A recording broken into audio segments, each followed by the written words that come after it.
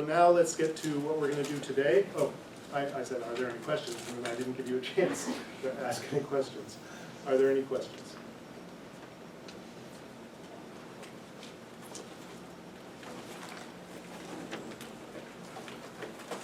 Okay, so like I said, we're transitioning to the next section of the course, which is sensory systems, sensory neural systems, anatomy and physiology. The anatomy and physiology of sensory neural systems. And so we'll start with some general principles of sensory systems, and here are some of them. And then we will get into a specific sensory system, the somatosensory system, the sense of our body.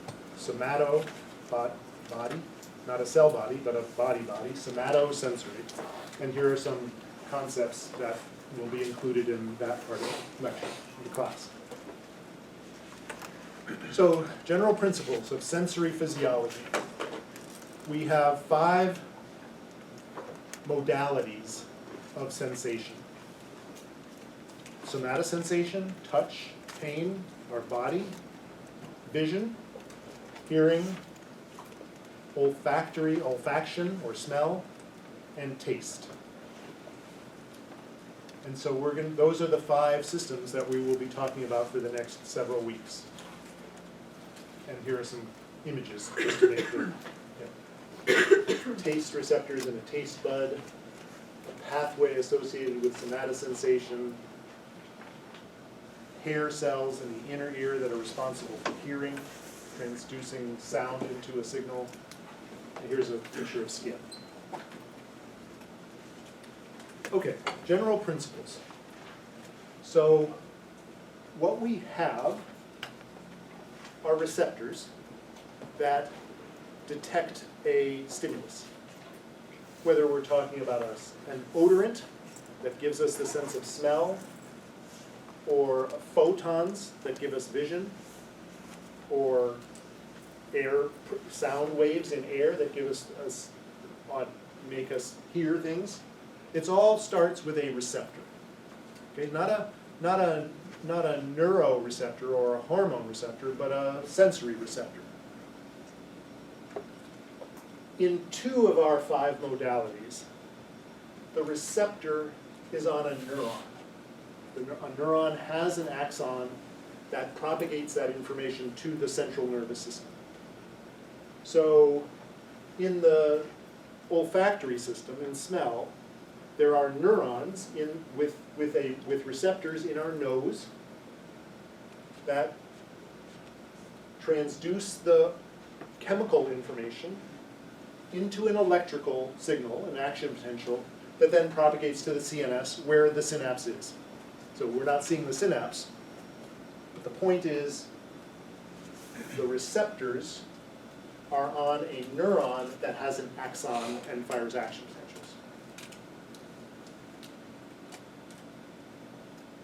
For the 3 other somatosensory modalities, the receptors are on a cell.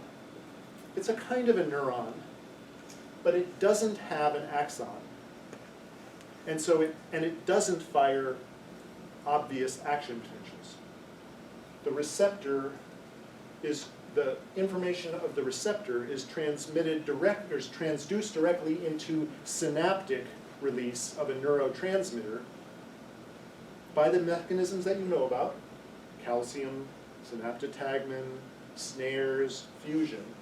But this is in a graded graded response in a single cell that does not fire a long propagating action potential. And then the second neuron receives the excitatory information at the synapse, and it does what you know neurons to do. Depolarizes, reaches threshold, fires an action potential that propagates to the CNS for further processing. So these are called long receptors, and these are called short receptors. These cells, the molecules are just called receptors. This is a long receptor cell because it has an axon, and this is a short receptor cell because it doesn't. And I will want you to know which are which. You'll see. Just by knowing these systems, you will learn which is which.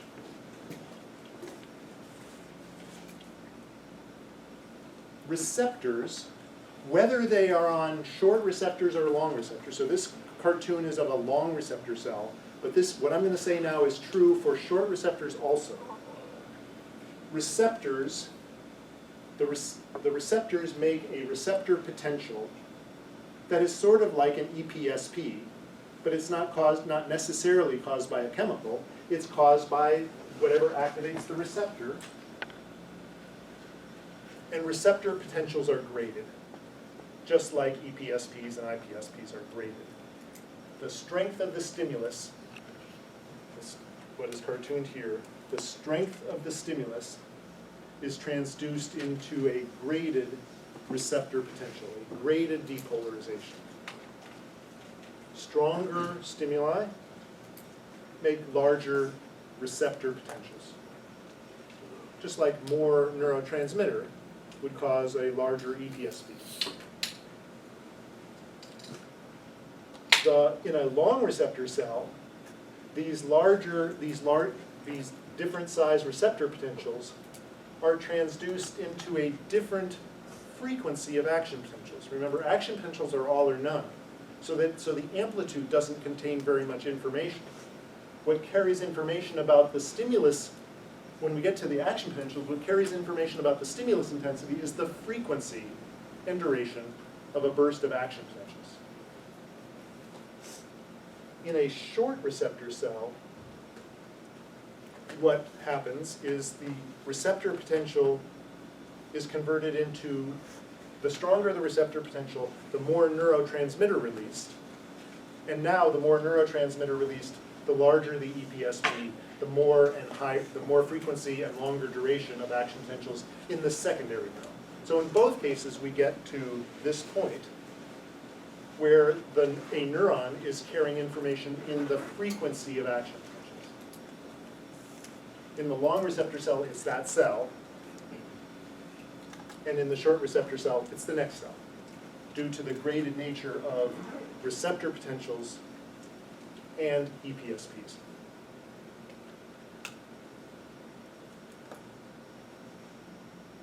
And so the idea here is, here we are recording only the receptor potential. Here we are recording the action potentials on top of the receptor potentials. But here, we're so far away that we no longer see the receptor potential. That has degraded out. All we see are the action potentials that are being propagated along the axon by the sodium channels in the nodes of Ron VA. And at the end of this neuron, whether we're talking about the end of this neuron or the end of this neuron, which is not shown here, but is shown here, the frequency of action potentials is transduced into the amount of neurotransmitter released from that neuron. And that leads to a bigger EPSP on the next neuron. Yeah? So in long cells, it's the action potential frequency is directly related to the stimulus intensity? Yes. Okay.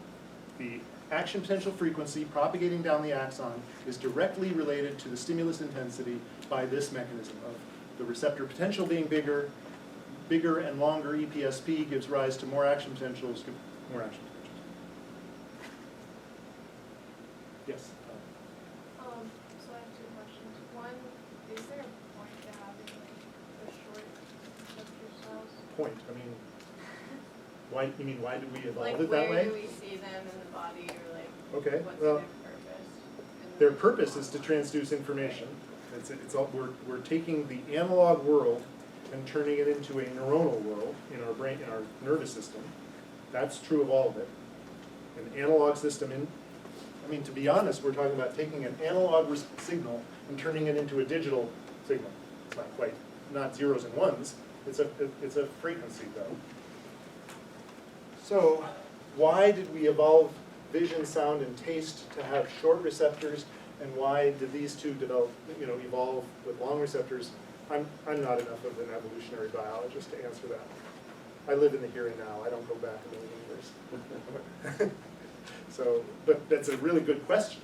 I'm not saying it's not a good question. It's just that I don't know the answer. I don't have a clue actually. Did you have another question? Yeah, my other question is any of the receptor potential lost by having Is any of the information lost by having to go through this middleman? Potentially, but not usually.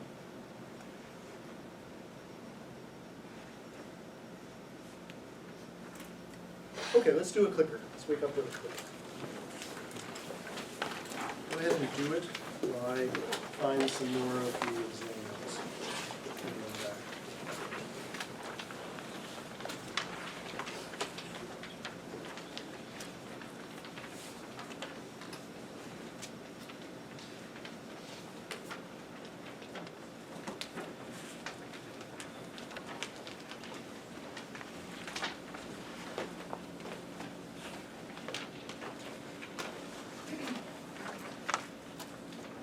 Okay, let's go through this.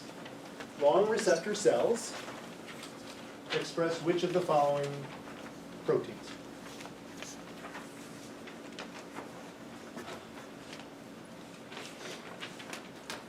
Show me your answers, please. Let's see if this is getting.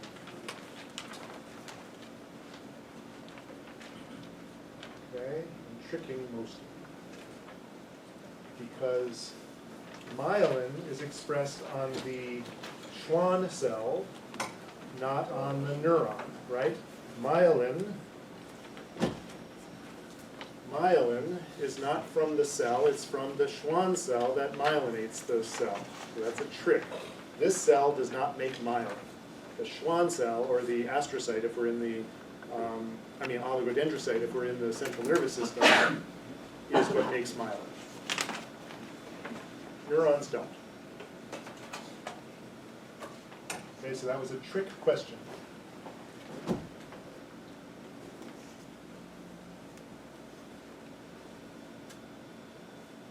Weird, but sometimes this just freezes. Okay. Let's do the next clip.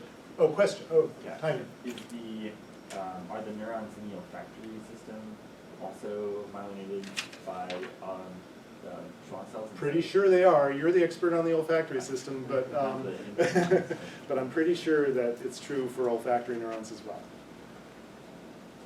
Yes. So by express, you mean like they genetically code for it? Yeah, right. rather They, than- of course they have all cells code for all proteins, but the gene for myelin is not transcribed in neurons. It is transcribed in oligodendrocytes and Schwann cells.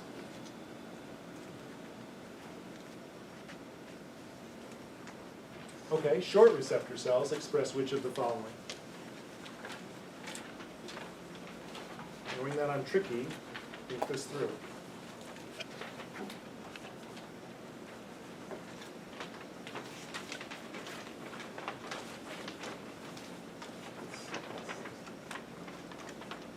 Okay, in this case, it's just C and D, because they don't fire action potentials, they don't express voltage-gated sodium channels. But they do release neurotransmitters, so they express both of these. Okay, good. Now we're going to talk about a concept of the receptive field. So it's simplest to think of this in terms of the somatosensory system, which is where we're going. But this is true for all sensory modalities. What I'm going to say is true for all sensory modalities, even though I'm using the somatosensory system as the example. So the idea is, what's cartooned here? This is a somatosensory cell, a sensory neuron in the somatosensory cell system. It is a long receptor cell. So it has an axon. It has a dendritic-like arborization where the receptors are, where the somatosensory, the receptors that transduce touch and pressure and pain are at the ending in the skin. And the idea is that there is a receptive field. And you know this. I mean, if I touch the palm of my hand, the receptive field is some area in the palm of my hand.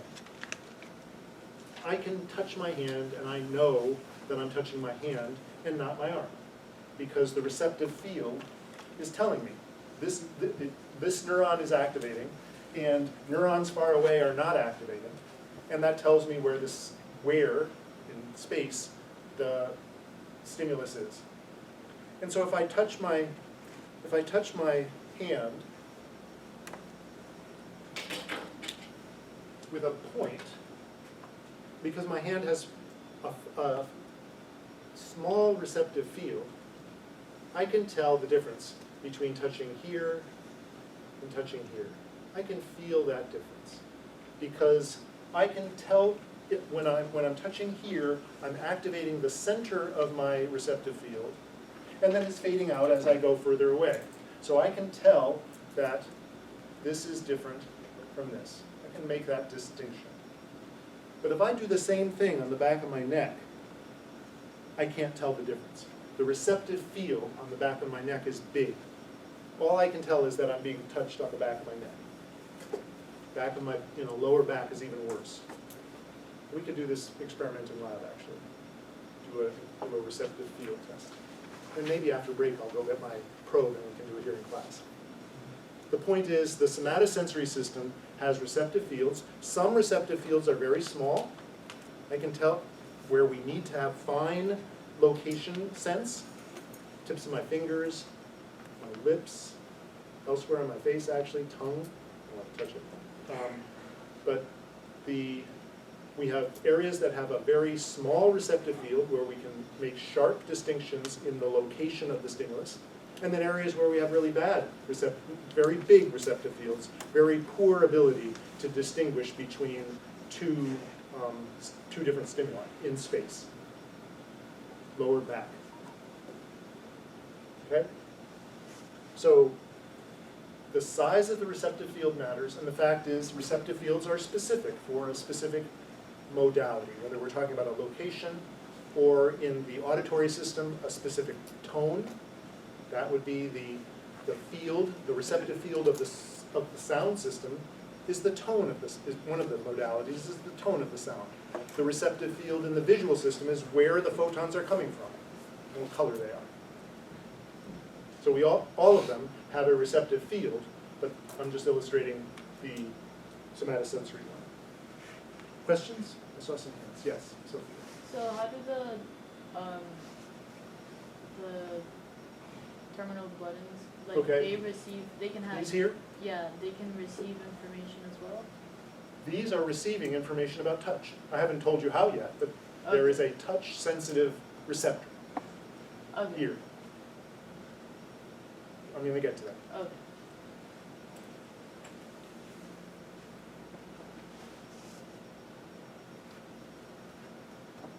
So stimuli to the center of a receptive field gives bigger stimuli than stimuli to the edge of the receptive field. Because the stimulus is stronger here than here, and stimulus is greater. And this is getting at the point that there are small receptive fields and large receptive fields.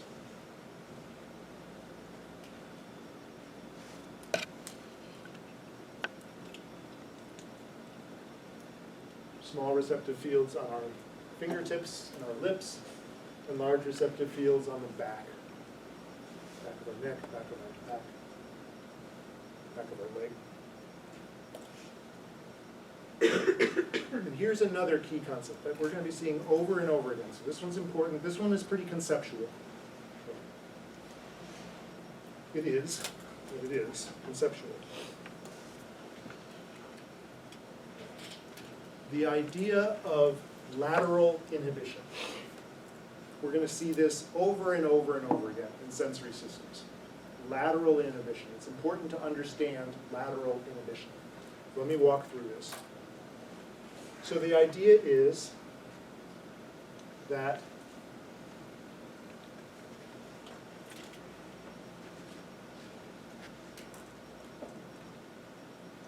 here is a stimulus in the center of this neuron's receptive field.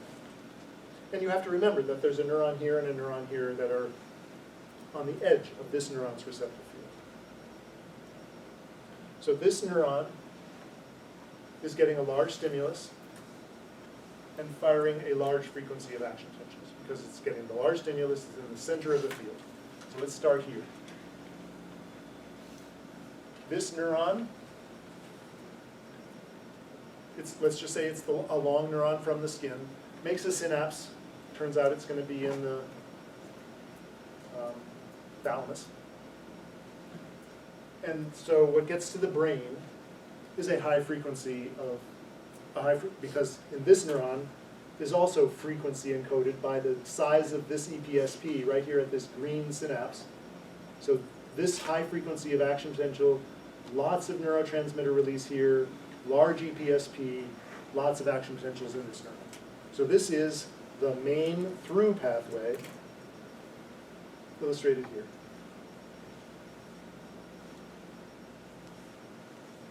Lateral inhibition is the phenomenon where the main pathway inhibits the signals around it.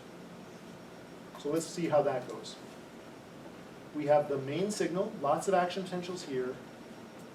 We have collaterals of the axon that release a lot of neurotransmitter, just like here.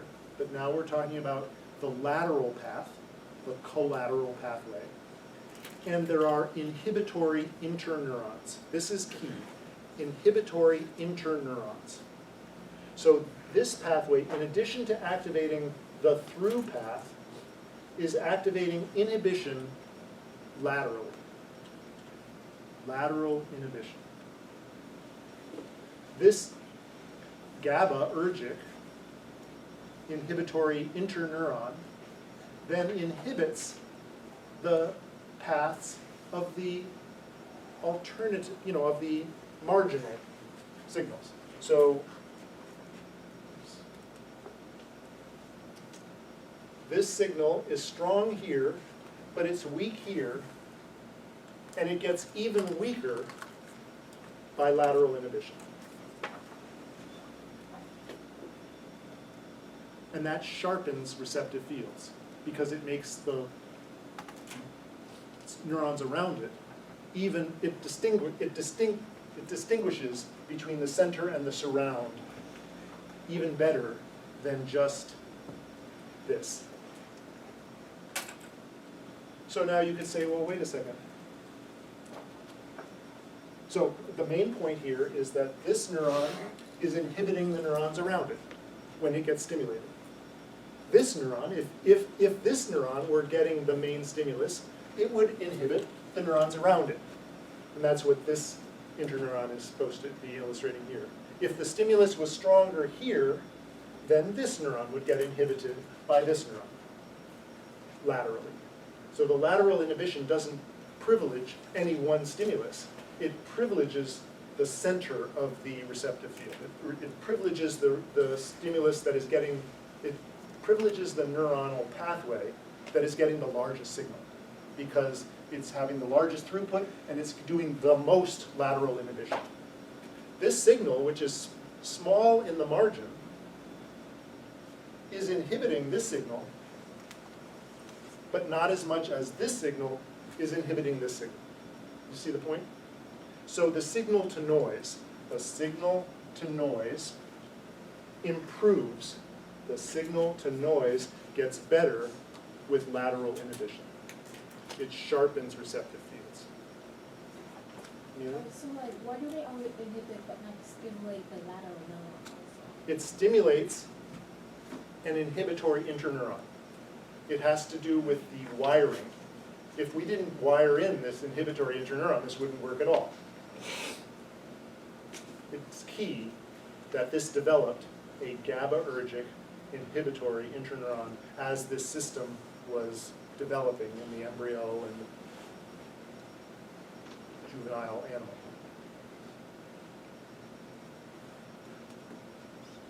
Does that answer your question? Signal to noise. Lateral inhibition improves the signal to noise by this mechanism. This is conceptual, so you'll have to work through it. Other questions?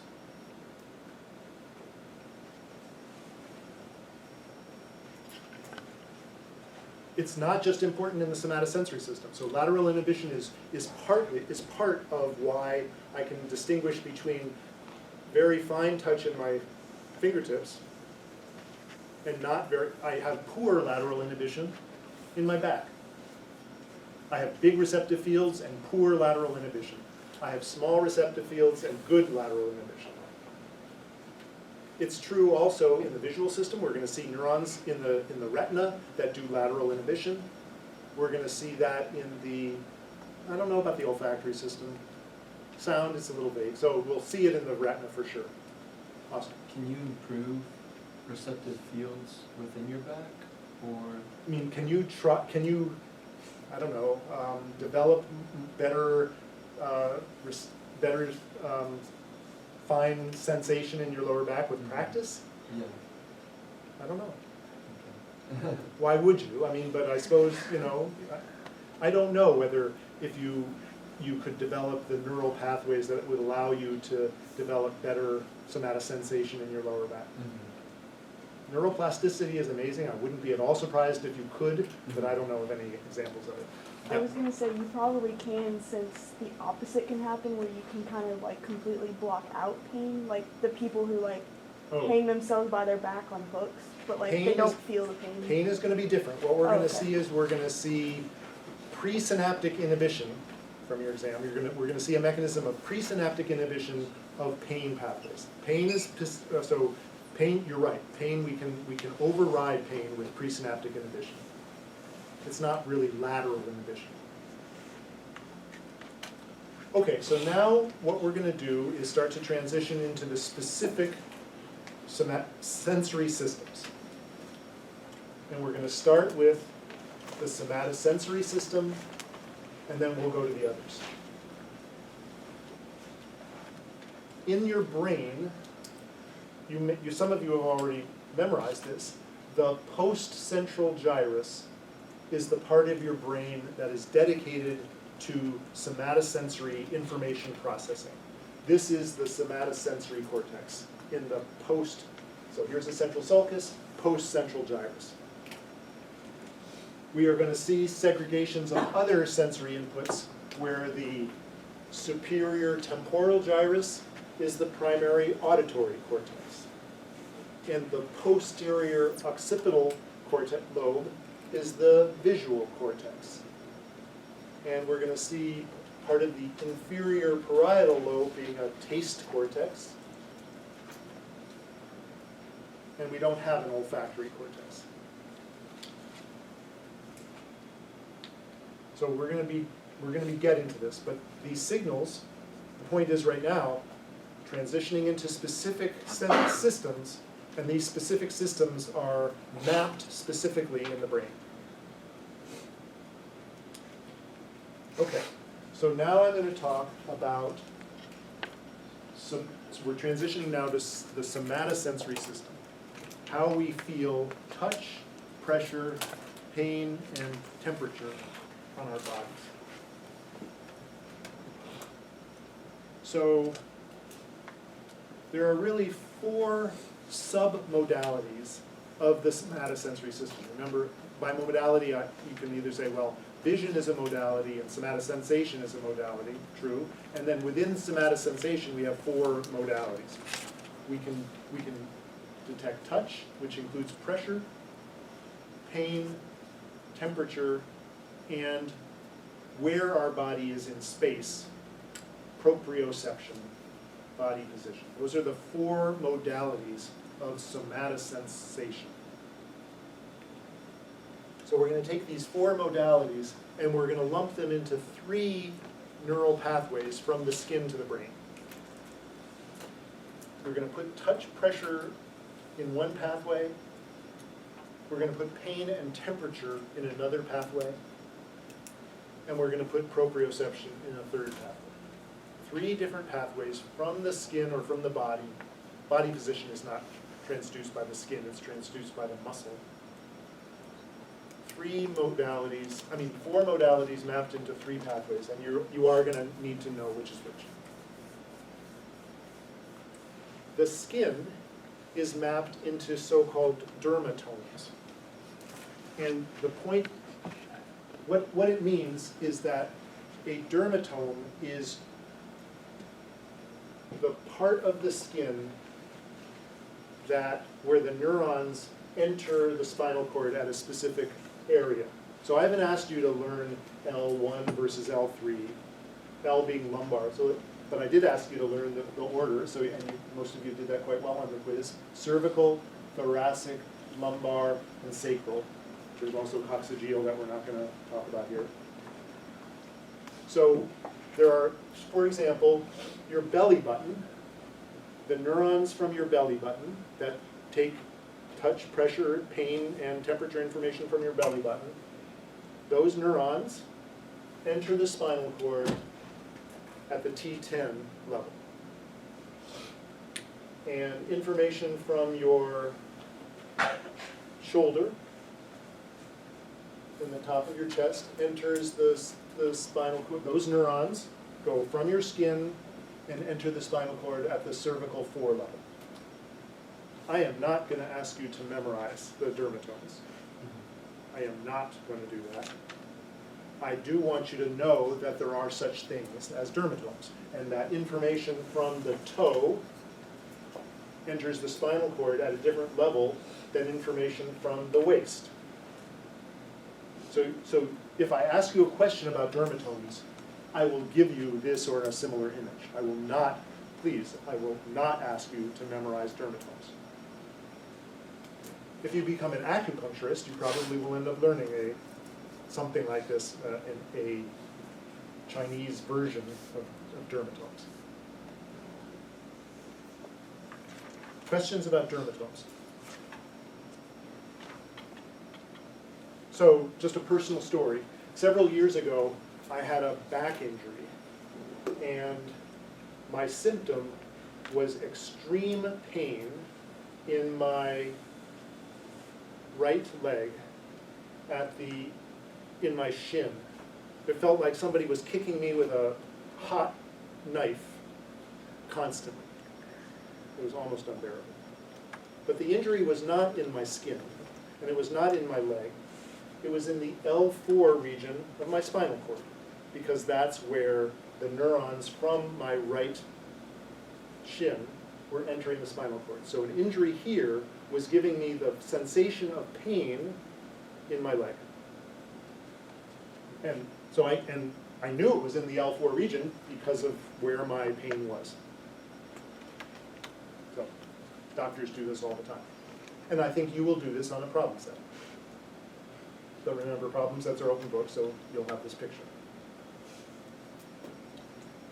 Okay, so now I want to get back to, I think it was Sophie's question about receptors, the molecules that detect somatosensory information. So in our skin, so let's see, in my mind I'm going back to a cartoon that looks like this. And now we're zooming in on these endings here and the receptors that are expressed here that allow us to transduce different modalities of sensation: pain, temperature, touch, pressure, vibration. That's what we're trying to do now. We're zooming in here. Here's the skin, which I talk about remarkably little in this A&P course, given the fact that it's the largest organ of the body. But so we're talking a little bit about it. You can't go to medical school and say, oh, Bob taught A&P for 2 semesters and never once mentioned skin. Now I am mentioning skin. Your skin has different the neurons that innervate your skin, the sensory neurons that innervate your skin, have different receptors. Some of these, A, B, D, and E, are these interesting structures that are either deep in the skin, in the dermis, or shallow in the dermis, right at the interface between the dermis and the epidermis. These endings, the endings of the neuron, so this is the sensory neuron, and it has these interesting structures that were observed by anatomists, Meissner, Merkel, Piccini, and Ruffini.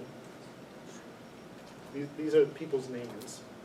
They were observed in microscopic sections, and they were realizing, okay, so Meissner realized, okay, we've got these things, these structures at the interface between the dermis and the epidermis. And Piccini realized that, okay, that's not the only thing. We've got these other things that are deep in the dermis. They discovered, and then through other experimentation, people discovered that the Meissner's corpuscle was important for transducing touch and pressure. And Merkel's corpuscles, B, did the same thing. And Piccinian corpuscles, the D ones, were measuring deep pressure and vibration. So when you move your hand across a texture, that's vibration. And when Ruffini's corpuscles were measuring sort of stretch of the skin. Okay? Once again, I will not ask you to memorize the names or the modalities of these corpuscles. Just somebody someday might, but that's somebody and is not me, and that sometime is not now. Okay? I'm not going to ask you to memorize these names or these modalities. I want you to know that there are these modalities, and there are different structures that measure, that detect, and transduce these modalities. And I do want you to know that pain and temperature is not transduced by any of these corpuscles, but is transduced at so-called free nerve endings. There's no anatomical bulge at the end of those neurons. So the neurons that transduce pain and temperature information are at the so-called free nerve endings. And they also detect some touch, but they are not the important ones for touch. So different neurons that innervate the skin express different structures at the end and transduce different modalities. Questions about the content and what I want you to focus on? I'm asking you to focus on the concepts here and not the details of these names and their modalities.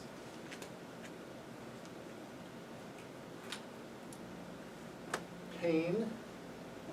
So now I'm focusing in on these free nerve endings right now. They have receptors for pain. So how do we detect pain? Well, we detect tissue damage, is what we detect. Pain causes tissue damage, and tissue damage releases ATP from the cells that are damaged, and we have sensors that detect that release of ATP. So pain, tissue damage, inflammation is detected by ATP receptors. They're called P2X receptors, purinergic type 2 receptors, P2X. I'm not going to ask you to know the P2 jargon. I do want you to know that pain is detected by detecting tissue damage, ATP released from the damaged tissue, and acid released from the damaged tissue. So we have ATP receptors and acid receptors, acid sensing ion channels, that detect pain and inflammation. Damage and inflammation, and transduce that into the sensation of pain. We have receptors on our skin that are activated by heat. Specific receptors activated at high temperatures, temperature-sensitive ion channels. They're also activated by hot pepper material. So the same thing that gives your tongue the feeling of hotness when you put a chili pepper on it, it's being transduced by the same sensor that detects heat on your tongue. And that's why hot, spicy food tastes hot. We have another receptor that is activated by cold. So we have temperature sensors, hot and cold, that are activated by hot and cold, and also by chemicals that feel hot and cold. Menthol feels cold because it's activating the cold receptor. That's pretty interesting. We have peppermint or menthol tastes coldish because it's activating the cold receptor. There's an interesting story that I don't even know is completely true, but I heard it, so I'll tell it to you. The Coca-Cola company wanted to develop a chemical that would activate this receptor but would not taste like menthol. They wanted to activate this receptor with something that had no taste. You can see why. Coke would then taste cold even if it wasn't coming out of the fridge.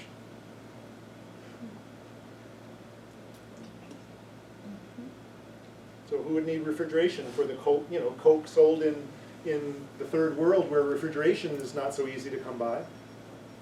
They could sell more Coke.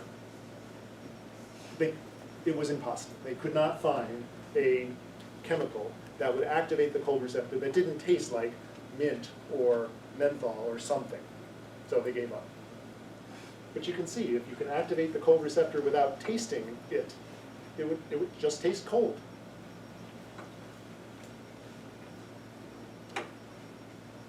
We have other chemicals in the skin that sensitize these responses, and I'm not going to go into them.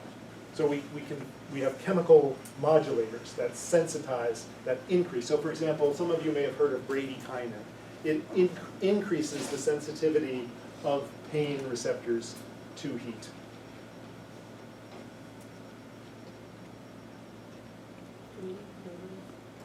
What do we need to know? I want you to know that pain is transduced by ATP receptors and acid-sensing ion channels. And I want you to know that we have temperature receptors that detect hot and cold. You don't have to know the jargon, TRPV1 and TRPM8, ASIC and P2X. You don't have to know. Okay?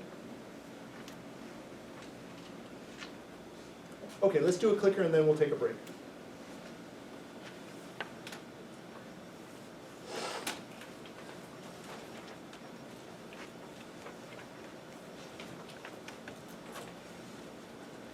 Okay, I'm introducing a new term.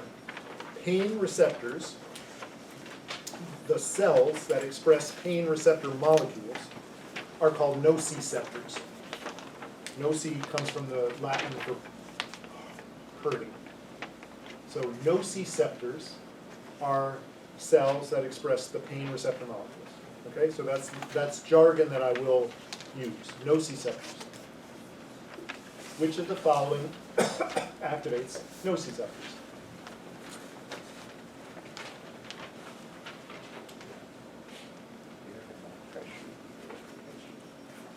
Inflammation, because that causes pain, and capsaicin, because that activates heat. Remember, nociceptors, let's go back, nociceptors express inflammation receptors and heat receptors. Yes? Severe pressure also. Okay, severe pressure.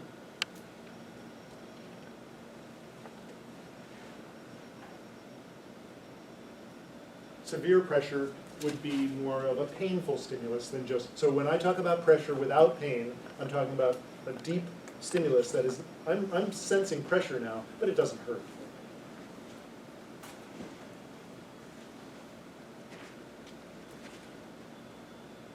Okay, which of the following is likely to be expressed by the corpuscles? I'm asking you, this is a challenge question. I want you to think about, what do these corpuscles transduce? They transduce touch and pressure. How? What do they express that allows them to transduce touch and pressure into electrical signals that are then transmitted on an axon into your central nervous system?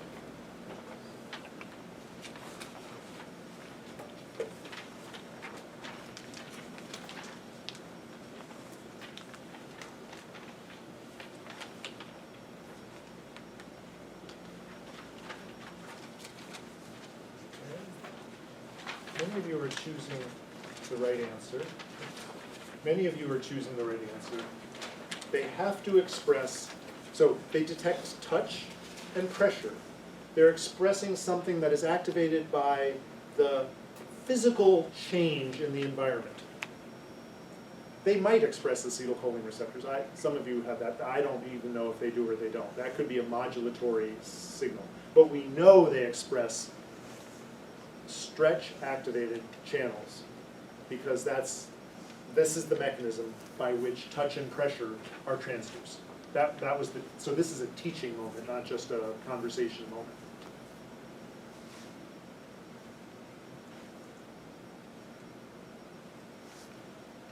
Okay, let's take a break and we'll talk about proprioception after the break. Touch and pressure, pain, and temperature. Now we want to talk about the transduction, how we detect and analyze information about body position, proprioception. We know where our body is in space.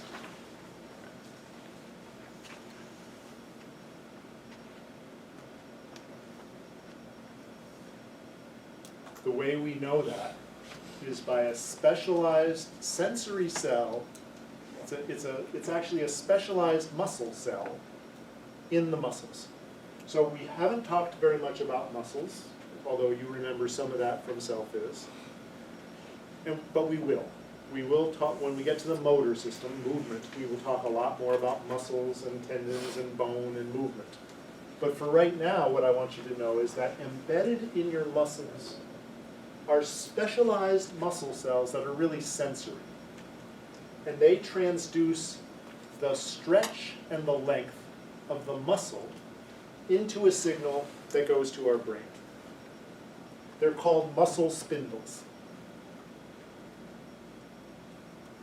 So they're embedded in the muscle, and they detect how much stretch and tension there is on the muscle. And then we learn through experience as an infant, okay, that feeling, when I put my arm in this position, when I put it in this position, I'm activating a certain set of muscle spindles in the muscles of my arm, and I have learned that this position is associated with that signal in my brain.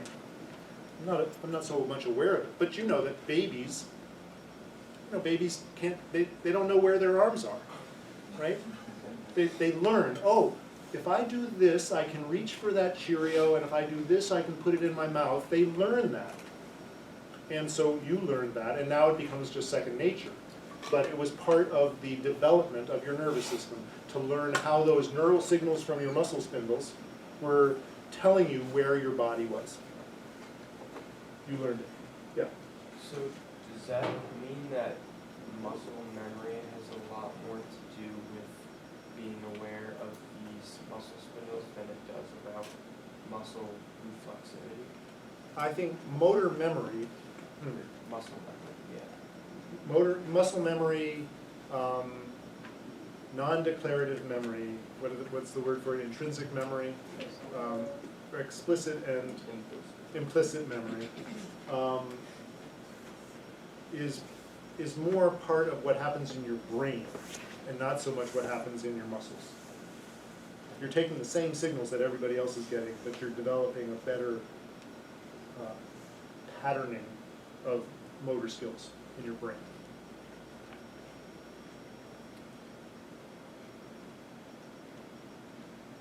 Okay, so later on in the course, we'll talk about the synapses that cause contraction of the muscle, and we'll talk about, and the fact is that the muscle spindles also can contract, but their job is not to move the muscle. The job is to keep the muscle spindle in some kind of register with the length of the muscle. But these spiral nerve fibers around the muscle spindle take information about the stretch and tension of the muscle, and we turn that through learning into knowledge about where our body is in space. That's what, so this is using some new terminology that I probably will end up using a lot. Afferent is taking information from the periphery and bringing it to the brain. Afferent means coming in, and efferent means going out. So we have motor nerves that take information from the brain and tell the muscle to contract. And we have afferent nerves from the muscle to the brain that tells the brain where the muscle is. Afferent and efferent. I'll use that terminology a lot. Okay, so now let's talk about,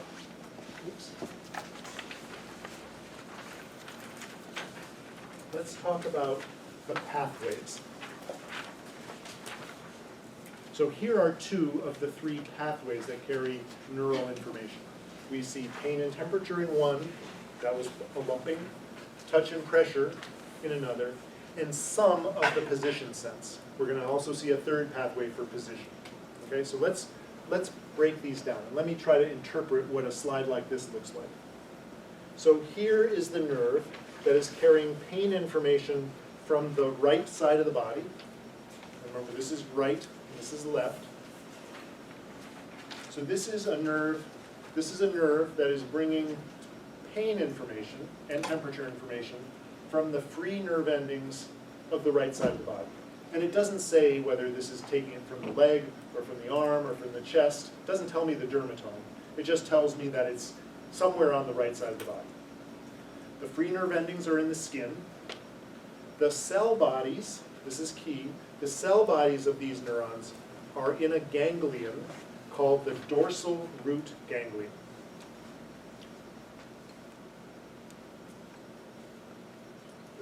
So nerve endings are out in the skin, axon, cell body in the dorsal root ganglion, and then synapses in the gray matter of the spinal cord. Okay, so this is key. Pain information, the first synapse is in this structure of the spinal cord called the dorsal horn. You need to label your slide, and that's why I gave it to you big. This is the dorsal horn. Are you saying horn? Horn, as in horns.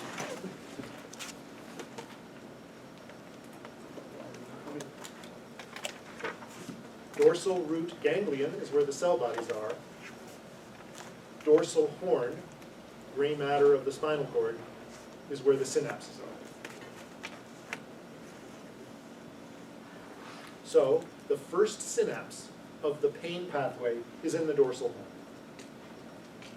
And it's on the same side of the body as the pain, right? So this is a signal from the right side of the body, and the first synapse is in the right dorsal horn. The second neuron in the pain temperature pathway crosses over in the gray matter. So it crosses to the contralateral side, and then now we're going up the spinal cord to the brain. So this is looking at the spinal cord this way, and now we're sort of rotating, and now we're going up the brain. So this part, this white matter, the anterolateral column, anterior lateral column because it's going from up the spinal cord. It's white matter because it's highly myelinated. So this neuron has its cell body in the dorsal horn, and its dendrites in the dorsal horn. And it's getting EPSPs from this synapse. And it's firing action potentials that go through axons that cross over and then go to the brain up the anterolateral column. So pain and temperature information is carried in the spinal cord in the anterolateral column. This part of the white matter, contralateral to where the pain and temperature information started. So I do want you to memorize this anatomy. functional anatomy of the somatosensory system. First neuron, synapse. Second neuron, synapse in the thalamus. Let's not worry about this collateral. We'll just talk about the main pathway in the thalamus. And then the third synapse, so the second synapse activates the third neuron, which innervates the somatosensory cortex. And you might remember that the somatosensory cortex was in the post-central gyrus. So this is the pain and temperature pathway. Questions?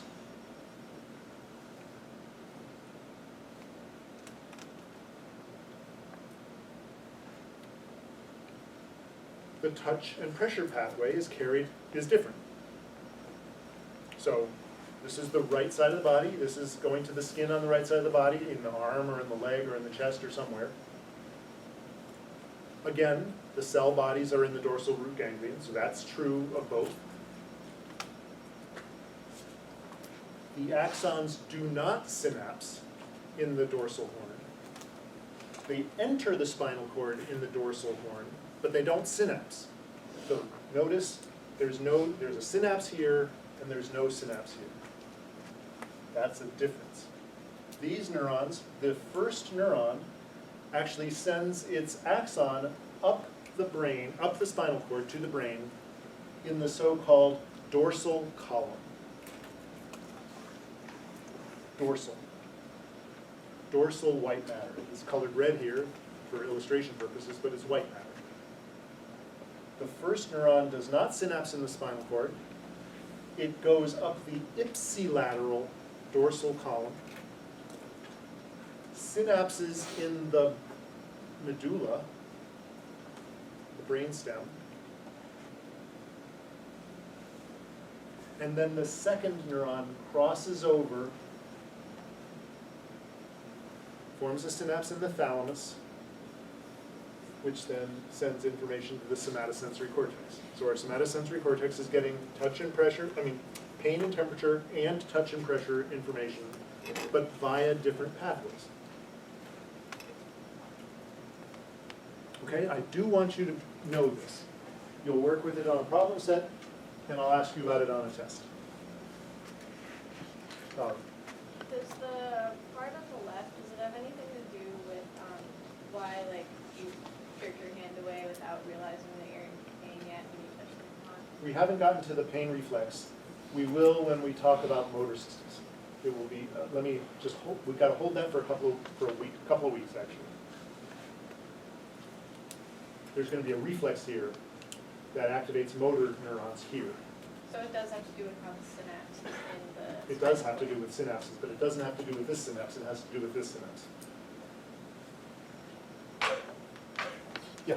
Is there a reason why the pain temperature synapse process was earlier? The reason, again, evolution. Why did we evolve it this way? I have no idea.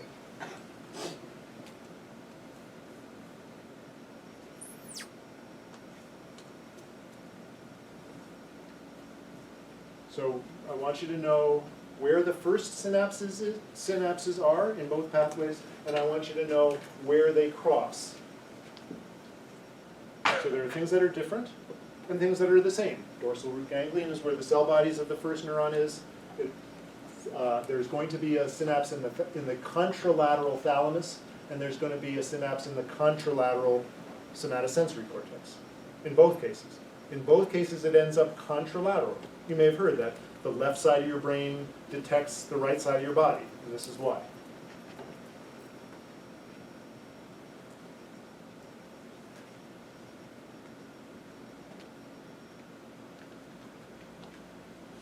Okay, so let's zoom in just a little bit here. We're zooming in right here. Remember, I'm not talking about dermatomes, but this is true everywhere. So we're just looking at the spinal cord. This is looking at the spinal cord from the front. So here is a vertebra. Here's the body of the vertebra. I'm not going to ask you a bunch of bone anatomy here. The point is the spinal cord is embedded in the spine. We'll see that actually by the end of the semester. the spinal cord has gray, this butterfly-like structure is the gray matter in the center of the spinal cord, and then it is surrounded by white matter. So you may remember, some of you in the coronal section that you labeled for the test, this is white matter and gray matter, and I gave you points for that simple labeling. But the white matter is deep and the gray matter is shallow. In the spinal cord, it's the opposite. The gray matter is deep and the white matter is shallow. Gray matter is where the cell bodies and synapses are, and white matter is where the myelinated axons are.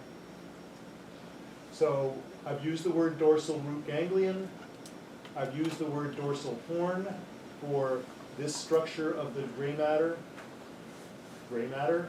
I haven't talked about the ventral horn, but that sort of comes in, that comes natural, right? If this, let me go back to this slide. If this is the dorsal horn, then this is the ventral horn.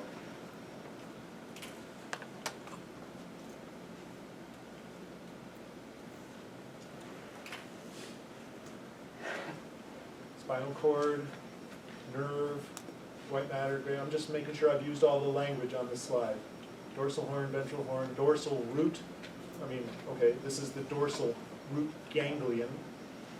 And we will, when we get to the motor system, talk about the ventral horn and the ventral root. Sensory information goes in dorsal, and motor information comes out ventral. That's just giving you a preview. We're focusing on sensory, but motor is going to come. So let's finish by decorating this slide.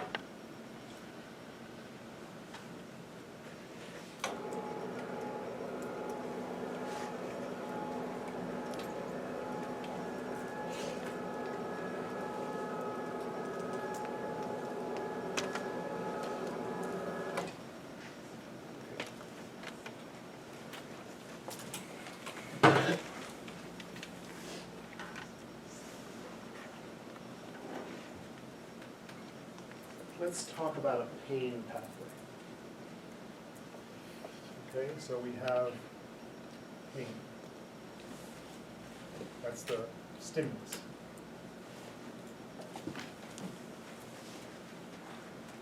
A nerve brings pain information to the spinal cord. What do I need to do here to illustrate this slide a little bit better than it was before, to give more information? Dorsal root ganglion. So we've got a cell body here. Actually, I'm drawing this badly.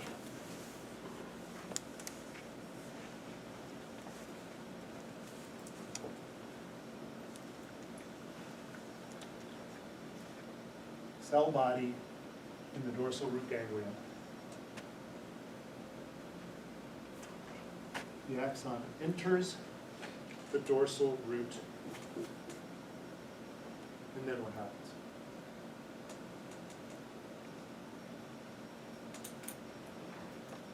What do I need to draw here to draw this pathway? A synapse. So here's the universal cartoon for a synapse.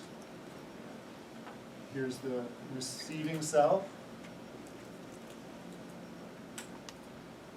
What does that, so that receiving cell is receiving the information about pain. And what happens next? Crosses over. So the next neuron's axon crosses over,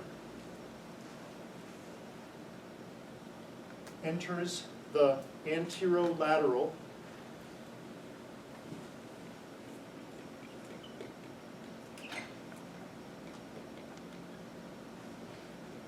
column of the white matter. And now we get off the slide because this is a transverse section of the spinal cord. The brain is a mile in that direction.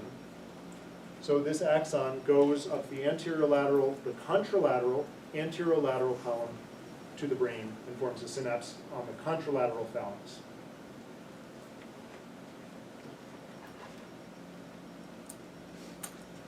anterolateral column.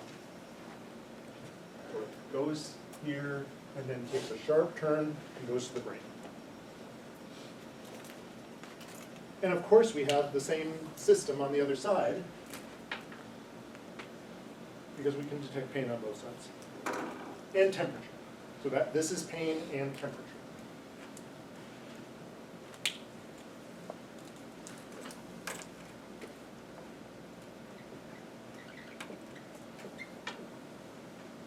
That's not temporary, that's temperature. Okay, let's do the same thing for touch and pressure. Let's do it over on the other side, just to make it clear. We've got touch and it's bilateral. Okay, so we've got touch and pressure modalities being detected by corpuscles in the skin over here. The nerve, dorsal root ganglion, enters the dorsal root. And what happens next? It just goes into the ipsilateral dorsal column.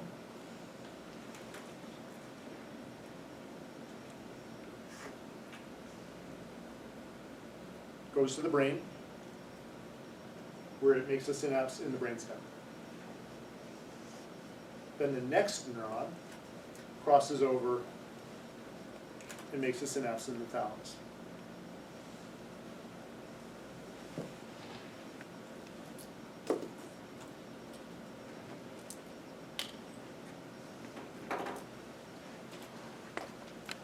Just to get ahead of us a little bit, we're going to talk about this. So, the dorsal column carries ipsilateral touch and pressure because it crosses, in the spinal cord it's ipsilateral, it doesn't cross over until we're in your head. The anterolateral column carries contralateral pain information because the column is contralateral to where the stimulus was. Spinocerebellar is going to be out here on both sides.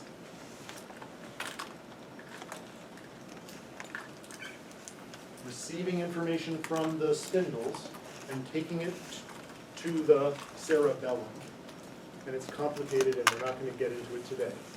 But that's going to be those are going to be the spinocerebellar tracts.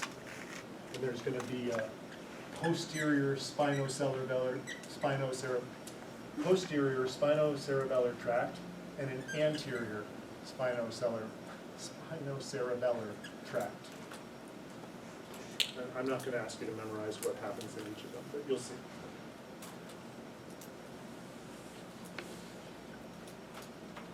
So did I give you this slide?